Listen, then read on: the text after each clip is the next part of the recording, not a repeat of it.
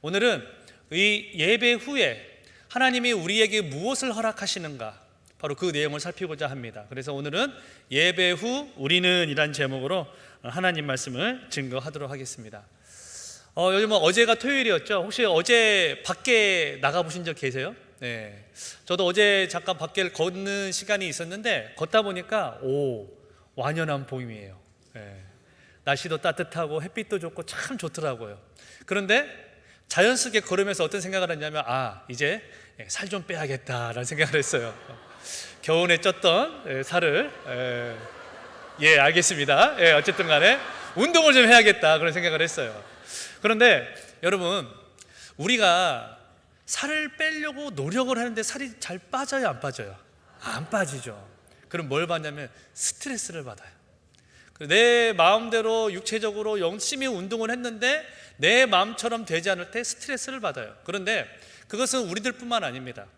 흔히 말해서 올림픽 대표 선수가 됐든지 프로 선수가 되었든지 간에 그들 역시 육체적으로 열심히 노력을 해서 어느 정도 레벨, 어느 정도 경지에 오르기 위해서 끊임없는 땀을 흘린다는 거죠.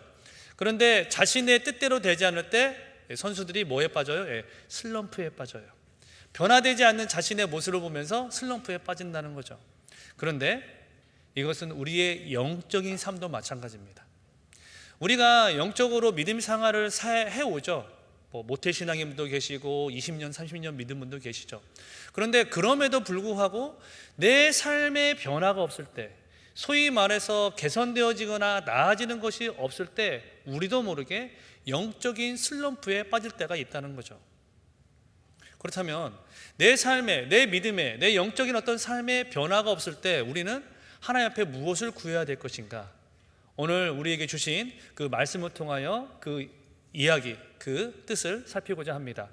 오늘 우리는 사무엘상 7장을 읽었어요. 사무엘상 7장의 배경을 알기 위해서는 우리가 그 앞에 있는 이스라엘의 이야기를 좀 알 필요가 있습니다. 이들이 사무엘상 7장에 오기까지 큰 사건이 하나 있었는데, 사무엘상 4장에서 이스라엘이 블레셋과 전쟁하는 이야기가 나옵니다. 그런데 그 전쟁에서 지게 돼요. 패배하게 돼요. 그래서 패배하게 되면서 큰일이 하나 발생하는데 그게 무엇이냐면 언약궤를 뺏긴 거예요. 여러분, 언약궤는 하나님의 상징, 하나님의 임재를 상징하는 거예요. 그런데 그 언약궤를 빼앗겼다는 것은 엄청난 일이죠. 그러니까 이스라엘 백성이 그 전쟁에서 패하고 또 언약궤도 빼앗긴 그러한 낙심할 수밖에 없는 상황이 벌어진 겁니다. 그런데 하나님이 그냥 그걸 놔두지 않으시죠. 언약궤가 이방 민족인 블레셋에 들어가자 하나님께서 그 언약궤를 간수하고 있는 그 이방 민족에게 저주를 내려요. 그래서 많은 사람이 죽게 되자 이 블레셋 민족이 더 이상 버티지를 못하고 다시 언약궤를 이스라엘의 한 지방에 갖다 놓게 됩니다. 그러니까 빼앗겼던 블레셋의 그 블레셋에게 빼앗겼던 언약궤를 다시 이스라엘에게 돌아오게 된 거죠. 자, 그런데 그 사건을 어떻게 하자면 여러분, 오늘 읽었던 사무엘상 7장 2절 보시겠어요? 자, 7장 2절 같이 한번 읽어보겠습니다. 시작. 괴가 기랏 여아림에 들어간 날부터 20년 동안 오래 있은지라 이스라엘 온 족속이 여호와를 사모하니라. 자, 여기 보니까 괴는 언약궤를 얘기합니다. 자, 기럇 여아림이라고는 하는 곳은 이스라엘의 한 지방의 이름을 얘기해요. 여기에 들어와서 20년 동안 있었다는 거예요. 그런데 문제는 뭐냐? 여호와를 상징하는 언약궤가 이스라엘에 들어왔다면 무엇인가가 좋은 일이 벌어져야 됐을 것 같아요. 좋은 상황, 좋은 무엇인가가 일어났어야 될 것 같아요. 그런데 그렇지 않았어요. 아무런 변화가 없었어요. 심지어 여기 보니까 괴가 기럇 여아림에 들어간 날부터 20년 동안 오래 있은지라 이스라엘 온 족속이 여호와를 뭐 했대요? 사모했다고 나와요. 자, 여러분, 한글 성경으로만 읽으면 여호와의 괴가 이스라엘 땅으로 들어오자 이스라엘 백성들이 이 여호와의 언약궤를 사모하며 바랬구나, 이렇게 읽어질 수가 있어요. 그런데 이 원문의 뜻은 어떤 것이냐? 여호와 앞에 슬퍼하였더라, 애곡하였더라, 이 뜻을 가지고 있어요. 그렇다면 여러분, 여호와의 언약궤를 빼앗겼기 때문에 슬퍼한 건 이해가 되는데, 자, 여호와의 언약궤가 지금 어디로 왔어요? 이스라엘로 왔어요. 근데 여호와 언약궤가 이스라엘 들어왔는데 왜 이스라엘 백성들은 이것을 그 여호와 앞에 애곡하고 슬퍼했냐는 거죠. 그 당시의 상황을 보면 이렇게 여러분 추측할 수가 있습니다. 어떤 거냐? 그들이 이스라엘의 땅으로 언약궤가 돌아왔지만 여전히 그들은 블레셋의 간접적인 지배를 당했다고 학자들은 이야기를 해요. 그도 그럴 것이 여러분 보세요. 3절 하반절 보시겠어요? 너희 마음을 여호와께로 향하여 그만을 섬기라. 그리하면 너희를 누구의 손에서 건져낸대요? 블레셋 사람의 손에서 건져내신대요. 자, 뿐만 아닙니다. 7절 한번 보시겠어요? 7절도 제가 한번 읽어볼게요. 이스라엘 자손이 미스바에 모였다 함을 블레셋 사람들이 듣고 그들의 방백들이 이스라엘을 치러 올라온지라. 이스라엘 자손들이 듣고 블레셋 사람들을 두려워하여. 그러니까 여러분 이런 겁니다. 지금 이스라엘 자손들이 미스바에 온 세대가 모인 거예요. 그럼 사람이 많았겠죠. 그러니까 블레셋의 입장에서는 이런 거죠. 얘네들이 여기 왜 모였지? 혹시 얘네들 또 땀만 품고 무슨 짓 하려는 거 아니야? 라고 말을 하면 생각을 하면서 누구를? 이스라엘의 백성들을 진압하러 온 거예요. 그러니까 여러분 이런 겁니다. 그들은 여호와의 언약궤를 빼앗겼다가 그 언약궤가 이스라엘 땅으로 돌아왔지만 여전히 20여 년 동안 블레셋의 압제와 괴롭힘은 멈춰지지 않았다는 거예요. 그러니까 아무런 변화가 없었다는 거예요. 여러분 그러면 왜 언약궤가 돌아왔음에도 불구하고 이스라엘의 백성의 상황과 조건은 나아지지 않았을까요? 그것은 그들이 영적으로 몰랐기 때문이에요. 하나님의 백성이라고 하지만 하나님의 백성답게 산다는 것이 무엇인지 몰랐다는 거예요. 그들의 영의 눈이 가려졌다는 거죠. 저희 집에서 우리 성광교회를 올 때 제가 길 건너목을 건너야 됩니다. 근데 그 건널목에 보면은 그 가로등 사이에 어느 표지가 하나 있더라고요. 어떤 표지가 있냐면 이런 표지가 있더라고요. 신호등 전멸 안내는 보이지 않는 분을 위한 것입니다. 이렇게 써 있어요. 그러니까 보이지 않는 분들이 누르면 소리를 통해서 그걸 통하여 건너게 되는 거죠. 마찬가지예요.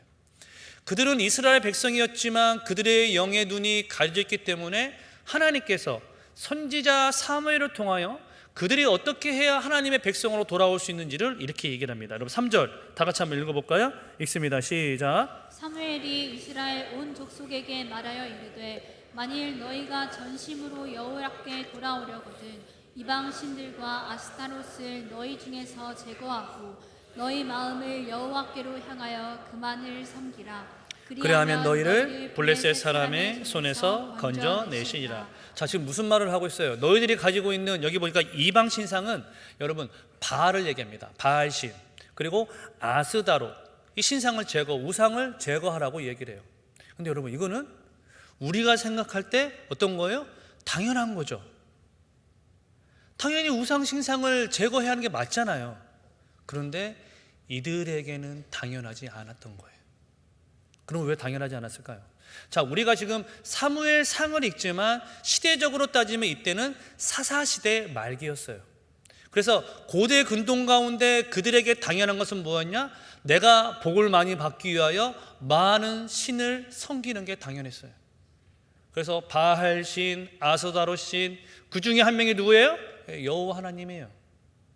그 때문에 그들은 그 여호와 하나님과 아스타롯과 바알신을 섬기는 게 이상하지 않았다는 거예요. 근데 오늘 하나님이 뭐라고 말씀하세요?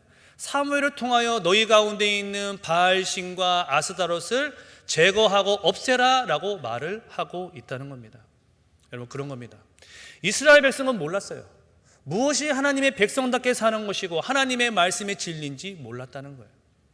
그런데 영적 진리의 특징이 바로 이런 겁니다.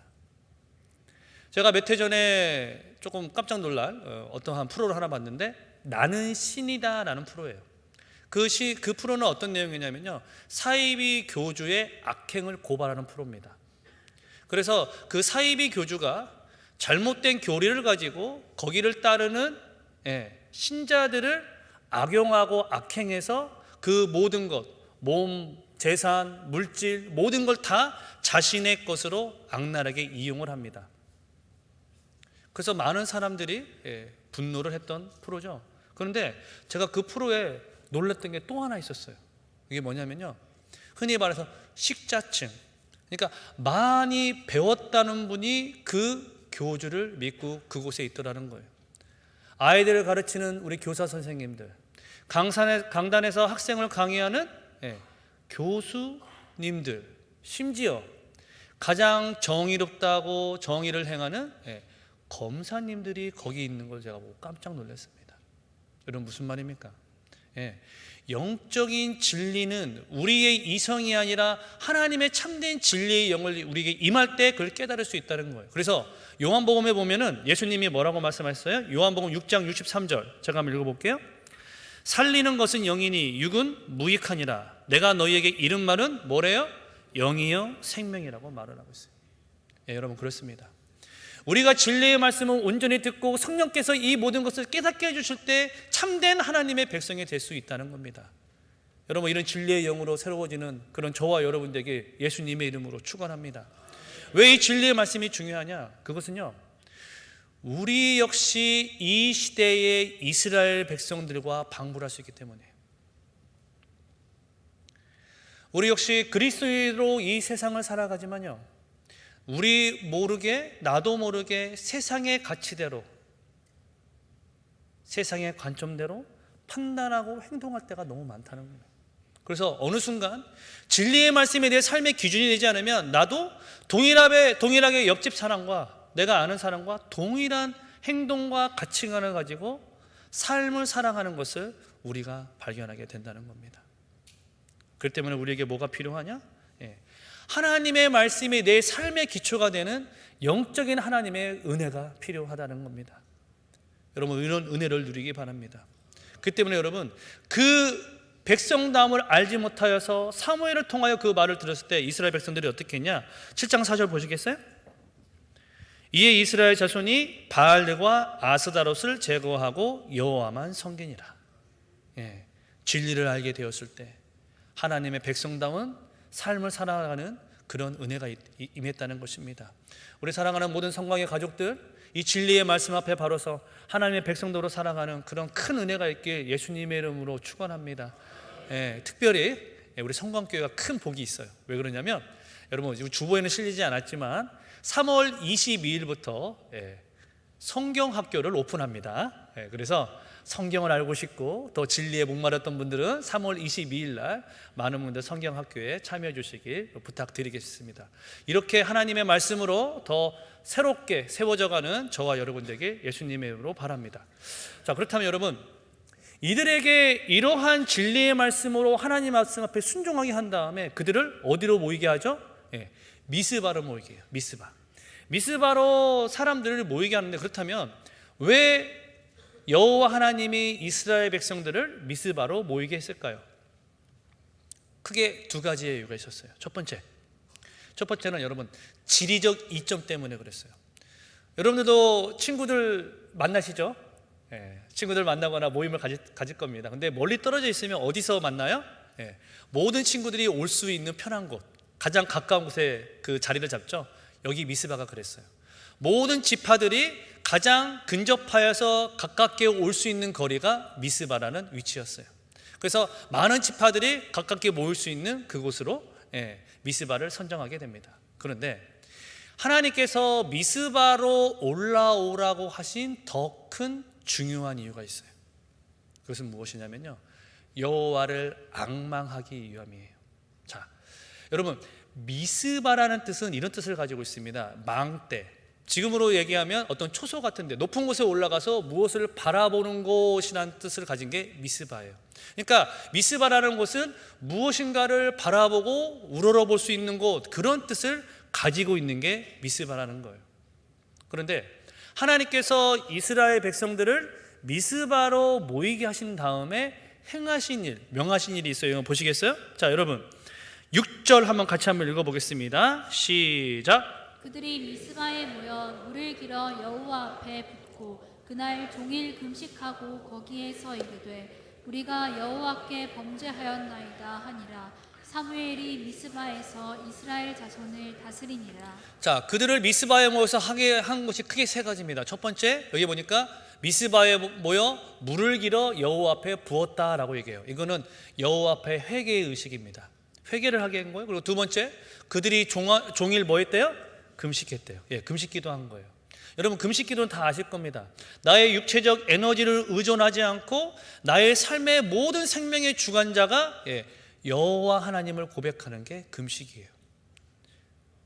그렇게 여호와 앞에 회개하고 여호와 앞에 금식하자 그들의 입술에서 뭐가 토설되었어요? 우리가 여호와께 뭐하였나이다? 범죄하였나이다 하니라. 이게 범죄하였다는 것은요, 원문으로는 이런 뜻입니다. 여호와 앞에 길을 잃어버렸습니다. 그렇게 고백하고 있다는 거예요. 그러니까 여호와 하나님께서 미스바에게 이들을 모으시고 이들을 회개케 하심으로 하나님 앞에 자신의 죄를 토설하게 하심으로 어떠한 자? 정결한 자로 서게 하셨다는 거예요. 뿐만 아니라 정결한 자로 누구를 바라보게 하셨다는 거예요? 여호와 하나님을 바라보게 하셨다는 거예요. 바로 정결한 자로 그들을 미스바에 모이게 하심으로 그들을 미스바하게, 하나님을 앙망하게 하기 위하여 그들을 미스바로 모이게 했다는 거예요. 그렇다면 왜 하나님은 그들로 하여금 여호와를 앙망하게 했을까? 몇 해 전에 유명했던 드라마가 하나 있습니다. 나의 해방일지라는 드라마가 있어요. 거기에 보면은 여자 배우, 남자 배우, 주인공이 나오죠. 근데 그날 여자 주인공이 회사 일을 마무리하고 집에 들어가는데 어디선가 술을 이렇게 평상 같은 데서 마시고 있는 남자 주인공을 보게 돼요. 그러니까 이 여자 주인공이 화가 나가지고 왜 이렇게 매일매일 술을 마시냐 이렇게 막 뭐라고 타박을 하죠. 그리고 나서 그분한테 막 뭐라고 얘기를 하니까 그분이 술에 대해서 뭐 어영부영 이렇게 얘기를 해요. 주섬주섬. 그러니까 이 여주인공이 매우 유명한, 그러니까 그 당시에 많은 사람들에게 회자됐던 말을 합니다. 어떤 말을 하냐면 나를 추앙해요 이 단어를 얘기해요. 나를 추앙해요. 이 추앙하다는 말은 뭐냐면요, 높이 받들어 우러러보다 이 뜻이에요. 지금으로 말하면 앙망하다 이 뜻이에요. 근데 이것을 그녀가 남자에게 했던 전체적인 이야기를 들을 때 이 추앙이라는 뜻이 더 확실히 와닿습니다. 이분이 남자를 보면서 뭐라고 하냐, 왜 매일 술을 마셔요? 내가 당신에게 할 일을 알려줄까요? 라고 말하면서 이런 얘기예요. 나는 한 번도 다른 사람에게 채워져 본 적이 없어요. 그러니까 나를 사랑해 주는 것으로 저는 채워지지 않아요. 사랑으로도 채워지지 않아요. 그러니까 뭘 하라고 했다는 거예요? 나를 추앙해 달라고 했다는 거예요. 나를 앙망해 달라고 했다는 거예요. 저는 여기서 깜짝 놀랐어요. 이 작가가 기독교 작가가 아닌가, 저는 깜짝 놀랐어요. 왜 그런지 줄 아세요? 누군가를 앙망하는 것, 그것이 뭔 얘기냐면요, 바로 우리 인간의 원리를 이야기하기 때문이에요. 여러분, 우리 인간이 유일하게 채워지는 원칙이 있습니다. 법칙이, 영적인 원리가 있어요. 그게 뭐냐면요, 내 노력, 내 열심, 세상의 물질, 세상의 조건을 채워지지 않아요. 우리의 인생에 유일하게 완전히 채워질 수 있는 건 뭐냐면요, 여호와를 앙망할 때, 우리의 인생에 여호와를 앙망함으로 여호와를 바라볼 때 비로소 우리 인생이 하나님의 백성다운 인생으로 채워진다는 겁니다. 그렇습니다. 하나님께서 이스라엘 백성을 미스바로 모이게 하신 이유, 그것은 그들로 하여금 여호와를 앙망함으로 진정한 하나님의 백성다움으로 그들을 삼아주시기 위하여 그들을 미스바로 모이게 하셨다는 겁니다. 여러분, 그 미스바의 예배가 오늘 우리의 예배 되길 다시 한번 소망합니다. 그래서 여기 있는 모든 분들이 하나님의 은혜로 채워짐을 받는 그런 거룩한 인생 살아가는 우리 성광의 모든 가족들 되시길 예수님의 이름으로 축원합니다. 그런데 여기서 가장 중요한 이야기가 하나 발견이 됩니다. 여러분, 이들이 3절에서 여호와께 돌아오자고 할 때, 또한 이들이 여호와 앞에 종일 금식하고자 할 때 성경이 공통적으로 언급하는 이야기가 있어요. 그게 뭐냐면요, 회개예요. 회개. 그렇다면 왜 하나님은 이스라엘 백성들에게 얘기하면서 그 회개라는 것을 말씀하고 계시고 회개의 영을 부어주셨을까? 그것은 그들의 모든 이스라엘의 마음과, 전심으로 표현된 마음과 온 세대가 여호와 앞에 돌아오길 원했기 때문이에요. 여러분 3절 상반절 한번 보시겠어요? 사무엘이 이스라엘 온 족속에게 말하여 이르되 만일 너희가 무엇으로 여호와께 돌아오려거든 전심으로 여호와께 돌아오려거든. 이것은 모든 마음이 하나 됐다는 뜻이에요. 그렇게 하기 위해서 얘기를 하셨고, 자 5절 볼까요? 5절 한번 같이 한번 읽어보겠습니다. 시작. 사무엘이 이르되 온 이스라엘은 미스바로 모이라. 내가 너희를 위하여 여호와께 기도하리라 하며. 자, 사무엘이 어떤 이스라엘이라고 얘기하고 있어요? 온 이스라엘. 그러니까 영화부터 장년에 이르기 노년에 이르기까지 모든 세대가 여호와께 돌아오길 원했다는 거예요. 그러니까 여호와 하나님은요, 우리의 모든 마음이 하나 되어서 모든 세대, 모든 하나님의 백성들이 여호와께 돌아오게 하기 위하여 무엇을 허락하신다는 거예요? 회개의 영을 허락하신다는 거예요. 그런데 여러분, 우리가 여기서 반드시 구별하고 분별해야 될 게 있어요. 회개도 어떤 회개가 있냐? 진짜 회개와 가짜 회개가 있어요. 그런데 안타깝게도 우리가 하는 회개는 가짜 회개에 가까워요. 아, 내가 그때 그렇게 했어야 되는데, 아, 그때 그렇게 할 걸. 이 가짜 회개의 중심은 뭐냐면 자기예요. 자기 중심적인 회개가 가짜 회개예요. 그래서 이거를 후회라고 합니다. 그래서 이 가짜 회개는 자기 중심이기 때문에 무엇의 관점으로 보냐? 자기의 유익의 관점으로 봐요. 그래서 그때 그렇게 해서 나에게 유익이 됐으면 좋았을 텐데 아니면 안 된 거예요. 그래서 그것의 가장 대표적인 인물이 누구였냐면 가룟 유다였어요. 가룟 유다, 자신의 관점에서 바라봄으로 괴로워했지만 그것을 자기가 해결하고자 했을 때 어떻게 했어요? 목숨을 버리면서 해결하려고 했어요. 가짜 회개예요. 맹점입니다. 근데 가짜 회개가 무서운 게 있어요. 왜 그러냐면요, 영적인 열매가 없어요. 그래서 무엇을 반복해요? 매일 똑같은 죄를 반복해요. 감정적으로 회개함으로 내가 죄사함을 입었다라고 생각하지만 절대 그렇지 않다는 거예요. 근데 진짜 회개가 임하면 어떤 일이 벌어지냐? 우리의 심령에 그 죄가 우리의 신비를 찌릅니다. 그래야 해서 어떤 일이 벌어지냐? 통곡하게 되고 통렬하게 반응하게 되고 주 앞에 온전히 돌아오는 역사가 일어난다는 거예요. 그 대표적인 인물이 누구였어요? 사도 베드로였어요. 가룟 유다, 사도 베드로 똑같이 주님을 시인했어요. 주님을 부인했어요. 주님을 떠났어요. 근데 뭐가 달랐어요? 회개가 달랐어요. 그래서 베드로의 회개를 성경은 뭐라고 말하고 있습니까? 마태복음 보시겠어요? 마태복음 26장 75절 우리 한번 같이 한번 읽겠습니다. 시작. 이에 베드로가 예수의 말씀에 닭 울기 전에 내가 3번 나를 부인하리라 하심이 생각나서 밖에 나가서 심히 통곡하니라. 베드로는 후회하지 않았어요. 그것이 생각나서 나가서 심히 통곡했노라 라고 이야기하고 있다는 겁니다. 우리 사랑하는 모든 백성들에게 참된 회개의 영이 임함으로 하나님께서 우리의 삶을 온전히 변화시켜 주시는 그런 은혜가 있게 예수님의 이름으로 축원합니다. 자, 그렇다면 마지막으로 물어야 돼요. 왜 하나님은 이스라엘의 모든 세대, 모든 백성들을 모아놓고 회개케 하셨냐는 겁니다. 왜 그들에게 회개의 영을 내려주셨냐는 겁니다. 그것은 그들의 삶을 180도 변화시키기 위함이었어요. 여러분, 오늘 미스바 대성회가 어떠한 결과를 가지고 왔는지를 얘기하는 부분이 11절 12절입니다. 제가 11절을 먼저 읽어볼 텐데 한번 보세요. 이스라엘 사람들이 미스바에서 나가서 블레셋 사람들을 추격하여 벳갈 아래에 이르기까지 쳤더라. 이 회개를 통하여 어떤 일이 벌어졌냐? 그들을 괴롭혔던 블레셋을 물리치는 일이 벌어집니다. 심지어 12절 한번 보시겠어요? 이걸 어떻게 얘기하는지 12절 같이 읽습니다. 시작. 사무엘이 돌을 취하여 미스바와 센 사이에 세워 이르되 여호와께서 여기까지 우리를 도우셨다 하고 그 이름을 에베네셀이라 하니라. 자, 여러분, 회개를 통하여서 그들이 전쟁에서 어떻게 했어요? 승리하게 됐죠. 그래서 그곳을 어떻게 했습니까? 뭐라고 이름 지었어요? 에베네셀. 우리 교회 일부 찬양되기도 합니다. 에베네셀.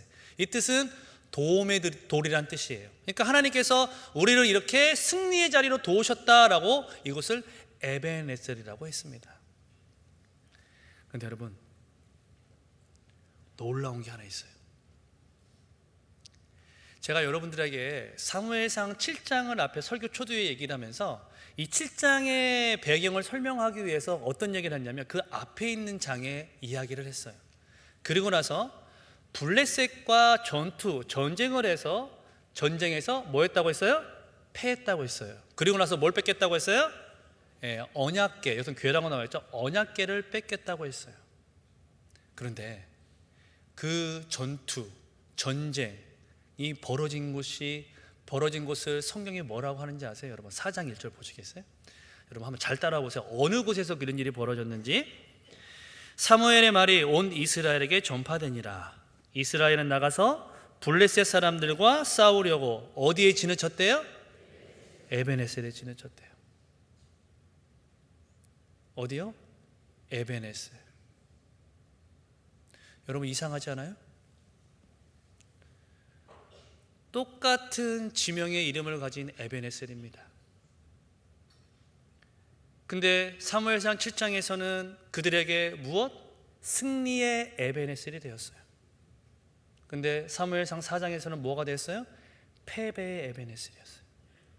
물론 여기 있는 지리적인 위치는 다른 곳입니다. 근데 똑같은 지명의 에베네셀이지만 그들이 무엇 때문에 패배했습니까? 이스라엘 백성이 블레셋과 싸우려 할 때 그들은 준비하지 않았어요. 오히려 여호와의 임재라는 그 여호와의 언약궤를 앞에 들이밈으로 여호와의 권능을 통하여 누가 이익을 얻으려고 했어요? 자신들이 이익을 얻으려고 했어요. 그들이 똑같이 믿었던 바알과 아스다롯처럼 여호와 하나님을 이용하여 자신의 무엇인가를 취하려 했습니다. 그때 무슨 일이 벌어졌어요? 패했어요. 넘어졌어요. 낭망했어요. 그때는 패배의 에베네셀이었어요. 그런데 그들이 여호와 앞에 하나님의 말씀을 받아 여호와의 회개의 영을 통하여 그들이 무엇인지 깨닫게 되었을 때 그곳은 어떤 에베네셀이 되었습니까? 나를 여태까지 도우셨다는 승리의 에베네셀로 주님께서 삼아 주셨다는 겁니다. 여러분 이런 은혜가 있길 바랍니다. 하나님께서 우리에게 회개의 영을 내려주심으로 그 에베네셀이 승리의 에베네셀, 하나님께 영광을 올려드리는 에베네셀이 되길 예수님의 이름으로 축원합니다. 그렇다면 왜 이렇게 우리에게 회개의 영을 내려주심으로 모든 삶을 변화시키는 게 너무나 필요할까? 그것은 하나님께서 회개의 영을 통하여서만 우리가 해결할 수 없는 그 모든 것을 변화시키기 때문인 거예요. 다윗이 자신의 전 인생을 담은 시편을 여러분 알고 계시죠? 시편 23편입니다. 다윗의 시편 23편, 다윗은 1절부터 6절까지 여호와 하나님께서 자신의 인생을 어떻게 보살피시고 은혜를 베풀어 주신지 언급하는 시편이 시편 23편이에요. 그래서 외우라고는 말씀 안 드릴게요. 여호와는 나의 목자시니 내게 뭐가 없대요? 부족함이 없대요. 그래서 계속 언급이 돼요. 그러다가 제가 조금 이상한 구절이라고 느꼈던 구절이 있어요. 뭐냐면 23장 5절이에요. 23장 5절 한번 띄워주세요. 제가 읽어볼게요. 주께서 내 원수의 목전에서 내게 상을 차려주시고 기름을 내 머리에 부으셨으니 내 잔이 넘치나이다. 저는 이 시편을 잘 모를 때 이런 생각을 했어요. 다윗이 하나님 말씀 앞에 순종하는 자니까 하나님께서 여기 보니까 뭘 차려주셨대요? 상을 차려주시고 그러면 아무래도 잘했다고 칭찬하는 상장, 표창장 이런 걸 주셨나 보다 이런 생각을 했어요. 그런데 시편의 말씀을 연구하다 보니까 이 상은 어떤 상이냐? 표창장 상장이 아니에요. 우리 흔히 먹는 밥상이에요. 식탁이에요.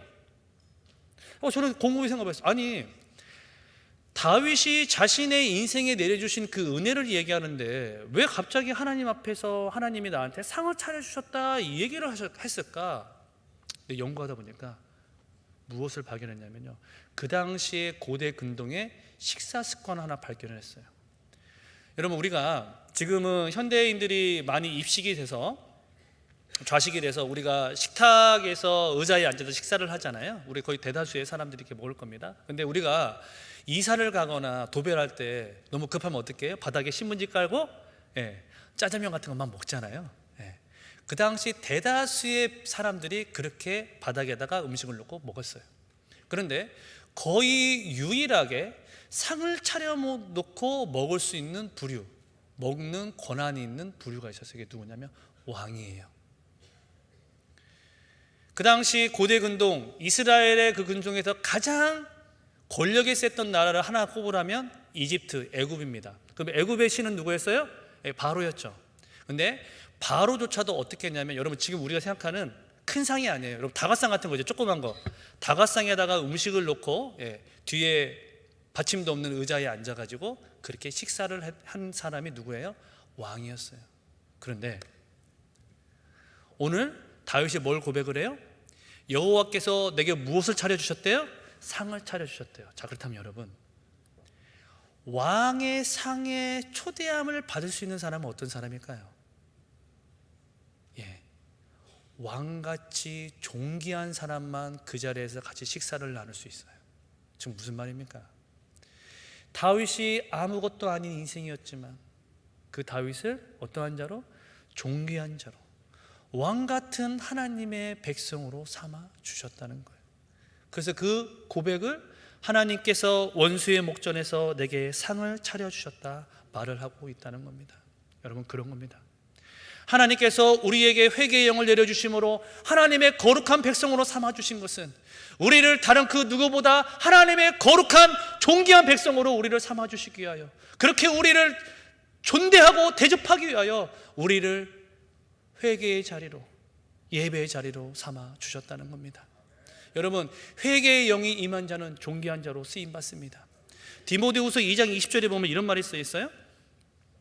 큰 집에는 금그릇과 은그릇뿐 아니라 나무그릇과 질그릇도 있어 귀하게 쓰는 것도 있고 천하게 쓰는 것도 있나니, 큰 집에는 금그릇, 은그릇, 나무그릇, 질그릇이 있대요. 그런데 자 보세요. 21절 한번 같이 읽을까요? 시작. 그러므로 누구든지 이런 것에서 자기를 깨끗하게 하면 귀히 쓰는 그릇이 되어 거룩하고 주인의 쓰임에 합당하며 모든 선한 일에 준비함이 되리라. 네, 여러분, 큰 집에는 금그릇, 은그릇, 나무그릇, 질그릇이 있대요. 그렇다면 우리는 어떤 그릇을 사용할 것 같아요? 금그릇 사용할 것 같죠. 그런데 하나님은 어떤 그릇 사용한대요? 금그릇, 은그릇, 나무그릇, 질그릇, 그거 아니에요. 어떤 그릇이에요? 깨끗한 그릇이래요. 정결한 그릇이래요. 그것을 하나님이 존귀하게 사용하신다고 우리에게 말을 하고 있습니다. 여러분, 그거예요. 하나님이 우리에게 회개의 영을 내려주심으로 하나님의 거룩한 백성으로 삼아주신 것, 그것은 하나님께서 우리의 인생을 사용하시기 위함이에요. 그래서 우리의 변화되지 않는 인생을 하나님의 성령의 능력으로 변화시켜서 정말 하나님의 복을 받는 인생이 어떠한 것인지를 알게 하시기 위하여 우리에게 회개의 영을 내려주신다는 겁니다. 여러분, 이런 은혜가 있기를 바랍니다. 그래서 여러분, 놀라운 게 뭐냐면요, 이 회개의 영을 받은 그 하나님의 놀라운 은혜를 받은 이스라엘 백성들이 어떤 제사를 드린지 보세요. 여러분, 9절 한번 같이 한번 읽을까요? 읽습니다. 시작. 사무엘이 젖을 먹는 어린 양 가져다가 온전한 번제를 여호와께 드리고 이스라엘을 위하여 여호와께 부르짖음에 여호와께서 응답하셨더라. 자, 사무엘이 정 먹는 어린 양 하나를 가져다가 온전한 무슨 제사를 드렸대요? 번제를 드렸대요. 그러자 여호와께 부르짖음에 여호와께서 뭐 하셨대요? 응답하셨대요. 자, 그렇다면 여러분, 번제는 뭐예요? 번제는 제물을 제단 위에 있어서 다 태워버려서 하나님께 올려드리는 거예요. 즉, 이 번제의 의미는 어떤 의미냐면요, 나의 모든 죄악들을 다 불태움으로 하나님 앞에 정결한 제물로 나를 드리는 것을 얘기해요. 바로 그거예요.